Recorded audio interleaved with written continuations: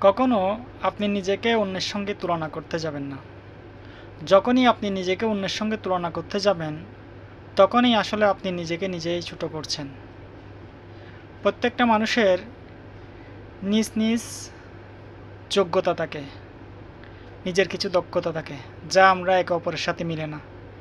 তাই আসুন আমরা নিজের দক্ষতা অনুযায়ী নিজের সৃষ্টিশীলতা দিয়ে সামনের দিকে এগিয়ে যাই, কারোর সাথে তুলনা না করি।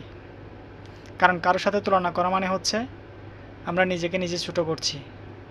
আসসালামু আলাইকুম। কখনো আপনি নিজেকে অন্যের সঙ্গে তুলনা করতে যাবেন না। যখনই আপনি নিজেকে অন্যের সঙ্গে তুলনা করতে যাবেন, তখনই আসলে আপনি নিজেকে নিজেই ছোট করছেন। প্রত্যেকটা মানুষের নিজ নিজ যোগ্যতা থাকে, নিজের কিছু দক্ষতা থাকে, যা আমরা একে অপরের সাথে মিলে না।